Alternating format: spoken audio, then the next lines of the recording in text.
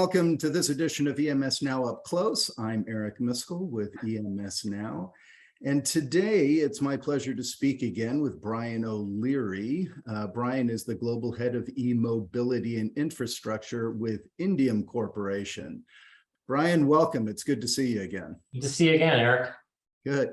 Listen, there's a lot here, and we were even in our preamble to this, we covered a lot. So let's just kind of jump in. As far as context, I mean, I enjoyed our interview we did earlier this year where we talked about kind of e-mobility in a larger sense, and especially as it applied to Europe, and also some of the challenges that sector is posing for PCBA. Then since then, I think I've been hyper aware of the issue. I've been able to see you make one of your industry presentations and seeing there's a lot of good information coming out. And just want to say thank you for the work that you're doing in keeping the industry updated on all these issues. It's a good service, and I think we all benefit. This sector is certainly growing and evolving very rapidly. So today I wanted to talk to you and kind of get some updates on some of these developments and some of the industry initiatives and resources that Sure. are happening to help, the EMS industry. But Sure. so let's start kind of big picture. We were talking before, new US legislation regarding the EV industry. What's happening? Right. And not just US, but also European and Asian as well. Let me start with this, just to give this context. The Boston Consultancy Group came out with a forecast last year for EV adoption by 2030. And they just released again a new forecast for this year, which has a 9 or 10% jump in EV adoption. So it is definitely accelerating. And a lot of the reasons for that acceleration is the recent legislation. Start with Europe. Some months ago, Europe mandated in 2035 that you will no longer, as an automotive manufacturer, be able to sell into that market unless it is a zero emission vehicle. They did make one stipulation that some of that could use alternative fuel that is renewable, but for the most part, you're talking about BEVs, or battery electric vehicles. It just happened with California. They adopted a similar rule. They just said, well, 2035, if you want to sell into the state, it has to be zero emissions. Again, what does that mean? It could be hydrogen, could be electric, but it means fuels are out. You're not going to see even plug-in hybrids, which are quite popular right now. So we're talking, again, fully battery electric vehicles and hydrogen. I think that ship has kind of sailed, at least for passenger vehicles. And then lastly, just within the last few weeks, we've got the Inflation Reduction Act. And this has got the whole industry in a bit of a tizzy right now, because they're trying to interpret what does it mean. But in a nutshell, if a US consumer buying a fully electric vehicle wants to take advantage of the tax incentive, which is about $7,500, to get the full Monty, that vehicles not only have to be assembled in the United States, but the batteries, the actual cylindrical or prismatic cells, need to be manufactured in the US, as well as the materials that go into the batteries. So that goes all the way back to mining. And if you are a trading partner of the United States, you can be looped into that. So like South Korea is a good example, but Russia and China are on the naughty list. So, and that's, more than 75–80% of all batteries today come out of China. So this is a sea change for the industry. And that's interesting, because I read it initially as just the assembly of the vehicle that had to happen in North America. So Canada, Mexico obviously will benefit. But you're right, the mining piece is going to be a bugaboo, because you can't just bring those things online like you can, buy assembly equipment and, get like growing grapes, making wine. It takes 7 to 10 years. Yeah, exactly. You can't just turn it on. Yeah, precisely right. And so do you think a lot of that still has to be interpreted, and how that's going to actually impact the industry, or how do you think this plays out? Well, if you just observe what PR for a lot of these companies are doing, is they're building these big gigafactories for batteries, and that's great. That's only one piece. So the whole minerals aspect to it, there are discussions with a lot of the OEMs trying to secure those resources, whether they be in Australia, even in the United States. But those, again, those mines need to be developed. They're not necessarily online today. So this is going to be a challenge. There is some good news. It's not saying that you can't, as a consumer, buy, let's say, a Chinese-made vehicle, as an example. It just means you won't get the incentive. And what's really going to happen over time is it's not going to be an all or nothing. It's going to be a partial incentive. So let's say, okay, the batteries were assembled in the United States, the vehicle was assembled in the United States, but the minerals came from, someone that's not a U.S. trading partner. You might get half of the tax incentive. Okay. And then there's also the related issue, and I like this because we started talking about EVs, right, in the industry, but now it's incorporating the batteries and the infrastructure, the charging stations and all that. And we were talking before just about the impact on the public utilities, the ability to service this. How are they catching up, or are they? Well, if you're like a big PG&E or Con Ed out of northeastern part of the United States, they're pretty much on the game. They're large utility companies. They've got people that are dedicated and focused on this issue. But let's keep it in mind that there are over 3,000 utilities in the United States, and they are regulated. They're a bit monopolistic. And because of that, they can only do so much. They can't just start investing without having a business case to do so, or it will be rejected. So they are, I think they're called nonprofits, if I'm using the right characterization. But the point is, they have a mandate to keep rates low. And you don't keep rates low if you start building out a whole lot of infrastructure, if you don't have the customers that are going to use it. So it's a bit of a catch-22. What comes first, the chicken or egg? And they're in a bit of a bind, to tell you the truth. But we're going to have a really, if I can mention the EV Insider series that Indium sponsors, we're going to have a discussion next week with Scott Maiden. That's a company that helps utilities and helps them meet these new challenges of electrification. And it's going to be, no doubt, an interesting conversation. Okay, good. And I will circle back to the EV Insider webcast, because I think that's a great resource for the industry, having looked at some of them. So, but before we do that, listen, we could go quite a while just on the legislation part. Let's transition to kind of industry initiatives and what's happening to kind of help educate and inform, our industry about what's happening. Let's start with the IPC. The IPC has a new advisory group, I believe you're a part of, called the IPC E-Mobility Quality and Reliability Advisory Group. Tell us about that. What's its mission, and why should EMS be interested in the work being done? Sure. So this group came together, and let me first characterize who's in this group. So it's basically OEMs, the tier ones, so like your Continentals, your Valios, those type of companies, and your historic tier twos in automotive. That would be like your Flexes, your Jables, those types of companies, as well as tier threes, which would be, us suppliers like Indium Corporation and so forth. And the reason that we came together is that we all agree, fundamentally speaking, the automotive industry, number one, has totally morphed overnight. How OEMs work with their supply chain has completely, utterly changed. Back in the day, they mainly worked through those tier ones. The tier ones were mainly building a mechanical assembly, and maybe it had a small little control board on there. Maybe in the cluster it had, PCBA. But for the most part, the tier twos were providing to the tier ones, and the tier one would package the whole thing and sell it to the OEM. That's all changed. Now you have the OEMs going straight to the board manufacturers, your EMS clients, and saying, hey, I need a telematics unit or a battery management system and so forth. And what's happened as a result of this is you have a lot of players, and the barriers of entry in automotive are not quite low, because it's mainly electronics that drives these vehicles. I mean, it only has maybe I heard as much as 6% the mechanical or moving parts an internal combustion engine. But the suppliers don't have the wisdom or the experience of automotive, which we all know has much higher standards than, let's say, consumer electronics. Yep. So, an Xbox doesn't work. You got a kid that's upset. He can't play his video games.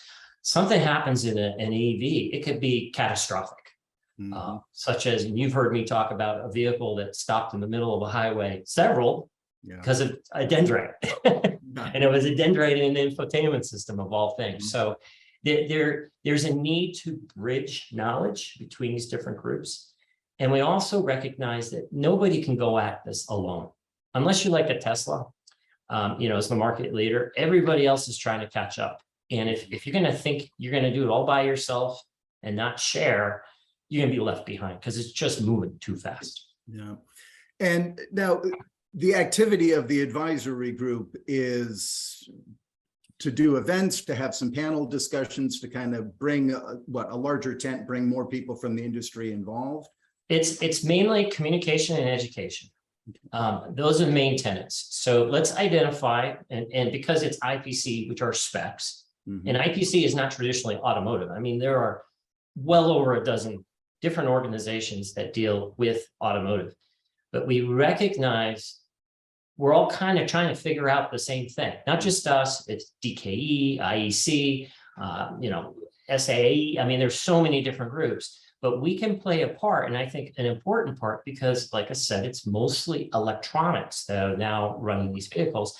Let's identify, first of all, is there a spec or is there knowledge, both, that's known amongst us that can help the board manufacturer? Because a lot of times they don't even know what they don't know, and we recognize that. So part of it is just kind of teasing out, what do we know, and then identifying the gaps. And if there is a gap, and there are many that we have identified, and then there's no spec on the books that meets the current need of the build, then what do we got? Do we have knowledge? Yes. So how do we tease that out and present it in a way that an EMS can quickly find that information, put their finger on it, and continue on with the build?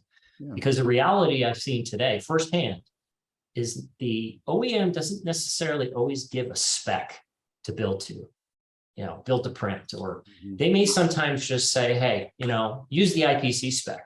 But then the IPC spec isn't really meeting the reality of the current build.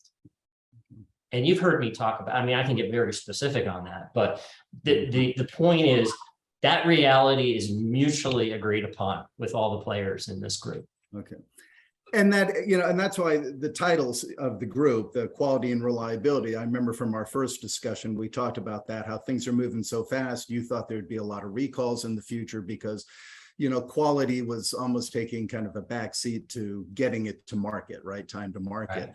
And the challenges inherent in doing PCBA, the greater demands on the electronics these days than, traditionally in automotive. So all of those are the issues and the concerns driving this, I'm assuming. Oh, absolutely. Like something else, a good insight that I was reminded of by an automotive journalist who's in this space. She says, you got to keep in mind that the legacy players, they've got like first movers advantage with a lot of the supply chain. You've got all these new entrants coming in, and the barriers are low, and they're coming in, and they've got to battle for some of those resources. And that's why we're seeing a lot of EMSs coming into play. Because there's no mechanical aspect to the build, the EMS is being contracted directly by a lot of these new startup, kind of Tesla-like, we'll call it that, the new startups. So there's different drivers in play. And, automotive, again, I can't say how important it is to remind people, this is not consumer electronics. Yes, it might be 5G and it might act like consumer electronics, but it's still in a vehicle with your children in the back seat. Yeah. So it requires a pretty fundamental mind shift. Yeah, no. Let's get to some of the other activities and how our audience can participate, learn, benefit from what's going on. The IPC group will have a panel discussion, is that right, at the upcoming show on September 14th? Do I have that right? Yes, so on September 14th, we call it, but for short, the battery show. But it's also co-exhibited with the Electric and Hybrid Vehicle Tech Show Expo. Same location in Novi, Michigan. Okay. But we'll have Matt Kelly from IPC on this panel discussion. We're gonna have a gentleman from Stellantis, and myself included. And we'll also have a guy, his name is Corey Bullis, who represents Flow, which is the infrastructure charging stations. So we've got both the EV, the charging station, and standards. So it should be good discussion. Then you also have another panel discussion planned at the AIAG Quality Summit. Do I have that right? Correct, and that's on October 5th. So that's going to be all your quality engineers in on that discussion. And we're going to take probably a much more deeper dive with that discussion. Okay. Now, is that from the IPC advisory group involved? Yes. Okay. Correct. Okay. Yep. And if people want to be involved in these things, is it just a matter of attending the show, being invited? How does that work? Well, so for the battery show, we're going to be out in the common area theater. So there's no fee. It's in the trade show area. But for the AIAG Quality Summit, that is a kind of, you need to pay a fee to be there, but it's a series of sessions. Okay. And then you're also planning something for IPC Apex 2023, is that correct? Yeah, this is actually really exciting. And it's, the basic tenets of what we've been talking about, that, hey, we've got to come together. There's a lot of gaps in knowledge. We want to get everybody under the same tent. We recognize that needs to happen. And what I think is really interesting with IPC, it's so important to have a conversation. They're going to change their structure a bit this go around. It's not going to be paper-based. And one of the rationales for not making it paper-based or required is we want people to talk candidly and not feel like they're held to, this is going to be a breach of confidentiality or so forth. So far, I won't name names yet, but so far we got one real good heavy hitter OEM agreeing to be on that panel. And I'll have to tell you, in the past, we've never had, well, I shouldn't say never, hardly had automotive participation with IPC in these types of events. So very exciting. Okay.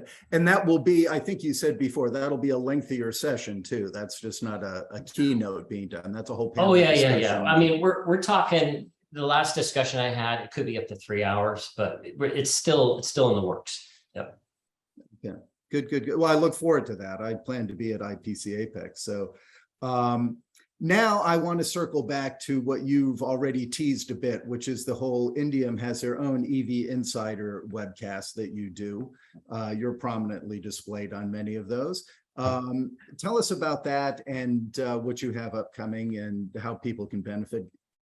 Sure. Yeah. So there's two different, let's call them webinars or sessions. They're both called EV Insider, but there's one that's purely technical.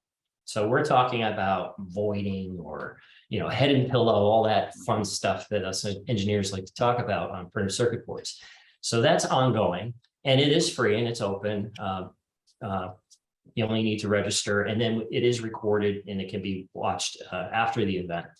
We also have a completely different focused series, and we just call this EV Insider Live, which I co-host with Lauren McDonald of EV Adoption. He's a pretty prominent, very visible person in this world of electrification. And what we do is we always have a guest, a prominent guest each month that lives more on the business side of what this is all about. So the first guest that we had was Chelsea Sexton. Some might know her name. She was in Who Killed the EV1. This is a film you can find on Netflix from 10 years ago. She's very well known in the world, and she gave some of her insight about the past, present, and what things are going to look like in the future. The last session we had with Corey Bullis, so I just mentioned his name prior, and that was just dealing with the infrastructure. Another bill that came out, the infrastructure bill, I'm sorry, is calling for 500,000 public charging stations to be installed every 50 miles along these what they call alternative fuel corridor. So basically the highway systems are going to have like DC fast chargers staggered at all the rest stops. What does that mean? Yeah. How are we going to do it?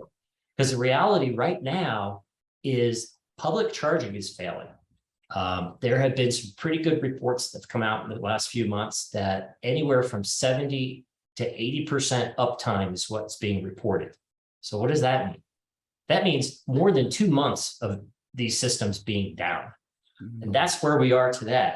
And the new legislation, and this is why our listeners should be paying attention, the new legislation to put in these public charging stations require 97% uptime. So if you're at 70 going to 97, that's a huge leap.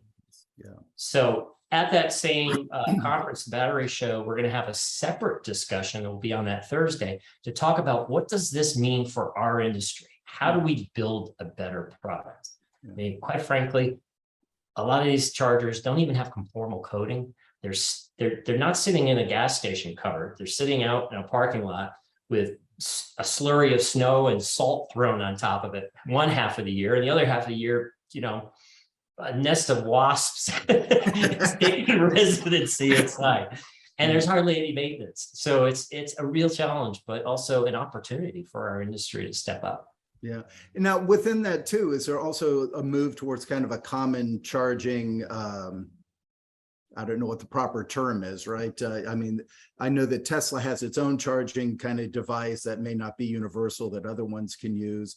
What's the proper terminology here? And is that moving to kind of a standardized platform where all chargers for any vehicle would be common? Well, there is a standard in North America. China is slightly different. Europe is a little bit of a hybrid, but it's CSS. I hope I used the term right. That is the actual plug. So these chargers will have a CSS plug that a VW or a Ford, can kind of saunter up and use. The charger for Tesla is proprietary, but there's also a move to create some alternative solutions to that, like adapters. They do exist.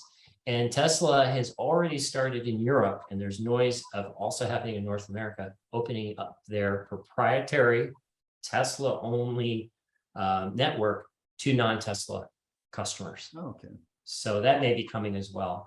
But what really is kind of the big in terms of standardization is about, and I like a gentleman from Tritium used this term. It's called frictionless. I love this term, frictionless charging. And that means when you go up to a charger, the charger recognizes your vehicle and payment begins. And that already exists with Tesla. That's a big leap for a lot of the other operators or providers. But right now, the experience of charging is pretty bad in North America. A lot of times it doesn't work. And when it does work, there's a lot of steps. Different apps from different providers. You go to a new station, you got to download a new app and put your payment in. It's clunky. We've got some work to do in that area. Yeah. But the good news is that there's a lot of money and a lot of companies working hard and fast to try to fix the issues, right? So there's a lot of public money. So it's like, that's good, right? Yeah, you meet 97%. Here you go. Here's a check. So yeah. Well, but I think this really is successful due to public-private partnerships. I think that's what has to happen in order for this really to kind of be the success that we all anticipate it will be. So let me ask then, just in wrapping up, this is really good. And so people who want to get involved, and on the Indium, the EV Insider series, that anybody can go to the Indium website to access those previous recordings and sign up for future. Yep, it's all free. Okay, correct. Good. Anything that we haven't talked about that is planned that you think bears mentioning, or I mean, this is ever changing, obviously. I'll ask you next week and you'll have 3 more things planned, right? Probably. I mean, I liked putting out that Boston consultancy group number because it just blows my mind that, even I started really focusing on this about 18 months ago, which isn't very long. And I had other things I was doing, but like really giving this focus. And I look back at the world 18 months ago, and it's breathtaking. what's occurring. It's happening so fast. We have really not seen anything like this in our lifetime. You know, at first I was saying, well, this is kind of like, you know, when the iPhone came out. But it's much more than that. And you alluded to it. It's that whole ecosystem of, you know, what needs to happen to pull this off with electrification. It's not just the vehicles, there are many, they're not just passenger vehicles. Yeah. As well as the infrastructure for charging, as well as the energy storage and how that all works. You know, maybe to end on this, and this is something I'm a bit passionate about because I think it's just so interesting and exciting, is school buses. School buses kind of define this in a way that really gets our minds thinking, and that is school buses are turning into already massive mobile energy devices. You think of a school bus as just transporting kids, right? Right. Well, now they're being thought of as little power stations, because school buses sit in a depot for most of the time. So it's perfect for charging, and it can charge cheaply at night when rates are lower. They're also big, so you can put a lot of batteries in them. The other thing that's great is, you know, you've gotten rid of diesel, and diesel is known to be a carcinogen. And it's also a fact that diesel gets inside the buses. We've all been in those dirty buses as kids. So you're